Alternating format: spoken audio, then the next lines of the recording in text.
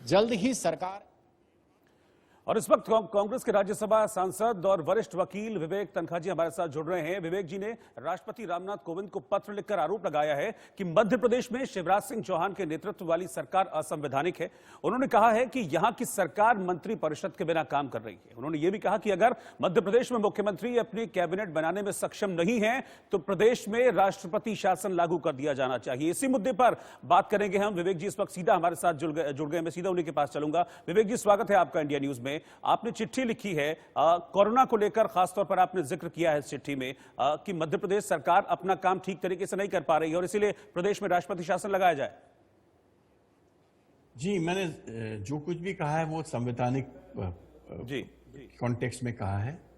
संविधान में लिखा है कि मुख्यमंत्री के साथ एक काउंसिल ऑफ मिनिस्टर्स होता है जो गवर्नर को एड एंड एडवाइस करता है इन इट्स फंक्शंस।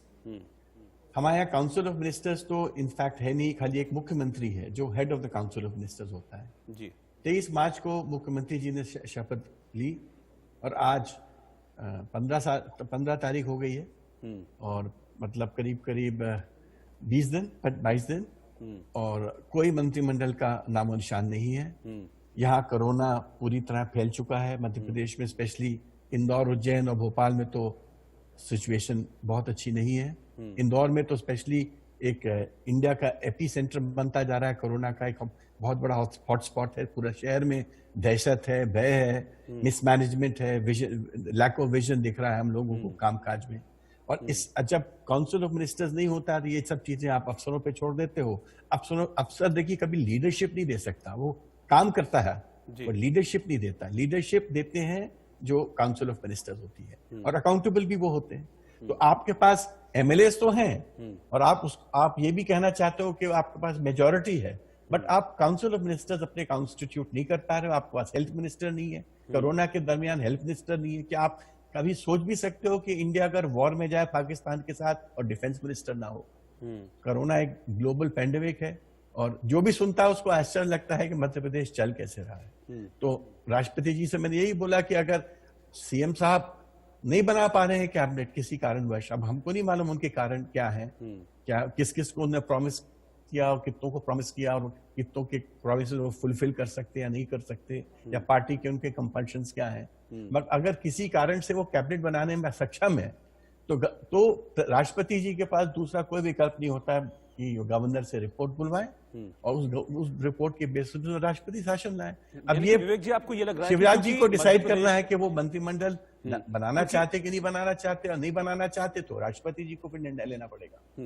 यानी कि आप ये कहना चाह रहे हैं कि मध्य प्रदेश के कुछ इलाके हैं, जैसे भोपाल है, जैसे उज्जैन है, जैसे इंदौर है, ये कुछ ऐसी जगह है जहां पर कंट्रोल से बाहर होता जा रहा है कोरोना, हमने देखा, और मैक्सिमम केसेस यहीं पर आ रहे हैं और यही वजह कि अभी प्रदेश में 40 से ज्यादा लोगों की मौत हुई है। तो आपका ये कहना है कि हाँ, क्योंकि जो विभाग हैं उनके मुखिया नहीं है, इस वजह से दिशाहीन है तैयारी कोरोना की, ये कह रहे हैं आप, इसलिए मामले सामने आ रहे हैं? मुखिया तो एक ही है, मुखिया की खाली बात नहीं कर रहा हूं, विभाग ही नहीं है।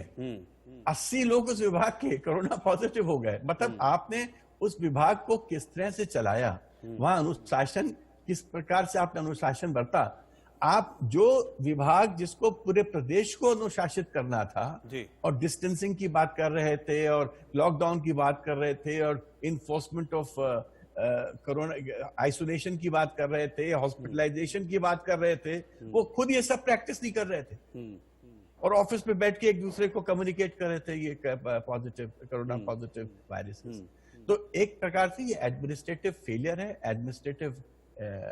एडमिनिस्ट्रेशन का मिसमैनेजमेंट है। और ये सब इसलिए हो रहा था क्योंकि एक हेल्थ डिपार्टमेंट में कोई मंत्री होता तो वो उसका इंचार्ज होता। आपके पास कोई मंत्री तो था नहीं और आप इसी में संतुष्ट हो कि आप अकेले हो और आप हर जो जितने डिपार्टमेंट्स हैं सबको आप ही देख रहे हो और मध्य प्रदेश को आप अकेले चला रहे हो। अब जितना एक अकेला आदमी कर सकता वो कर रहे होंगे, बहुत मेहनत कर रहे होंगे, मुझे इसमें कोई शक नहीं है। नहीं, लेकिन विवेक जी एक बात है, क्योंकि अब शिवराज सिंह चौहान न सिर्फ वो ये कह रहे हैं कि वो प्रदेश के लिए कंसर्न हैं, बल्कि वो प्रदेश के उनके जो लोग बाहर रह रहे हैं उनके लिए भी कंसर्न है और इसके लिए बाकायदा उन्होंने कहा है कि अब एक लिस्ट तैयार की जाए, हमारे प्रदेश के मजदूर जो अलग अलग प्रदेशों में रह रहे हैं उनकी लिस्ट तैयार किए जाए, उनके खातों में पैसा डालेंगे ताकि वहां वो कम से कम अपने लिए अरेंजमेंट कर सकें। वो ये भी कह रहे हैं। बहुत अच्छी बात है अगर ये कर सकते हैं, मगर उसके पहले अपने जो मध्य प्रदेश में लोग हैं उनके खातों में तो पैसा डालिए। आज कलेक्टर्स फेसबुक पोस्ट में ये लिख रहे हैं कि जो लोगों के पास अपना राशन कार्ड नहीं है और पात्रता नहीं है, हम उनको राशन नहीं देंगे। गवर्नमेंट अनाउंस करती है कि हर व्यक्ति को राशन मिलेगा 3 महीने का, और जब वो गरीब व्यक्ति जाके वहां खड़ा होता है क्योंकि उसके पास कार्ड नहीं है और पात्रता नहीं है तो उसको नहीं दे रहे हैं। तो एक प्रकार से दिशाहीन सरकार है। लोगों को ये नहीं पता कि जो सरकार बोल रही है वो चीज इंप्लीमेंट होगी कि नहीं होगी, और कैसे इंप्लीमेंट होगी, और किसको आप कंप्लेंट करेंगे। अब आप डिस्ट्रिक्ट कलेक्टर जब मना कर देता है तो फेसबुक पे डाल देता है, तो आप किसको कंप्लेंट करोगे। अब वहां कोई मंत्री तो है नहीं, और फूड एंड सिविल सप्लाई का भी कोई मंत्री नहीं है। अब ये सब आईएएस ऑफिसर्स की गवर्नमेंट है, अब वो लोग चला रहे हैं, और जैसा जो बेस्ट वो कर सकते हैं वो कर रहे हैं। जी ठीक है विवेक जी, बहुत बहुत शुक्रिया आपका हमारे साथ जुड़ने के लिए। इस बात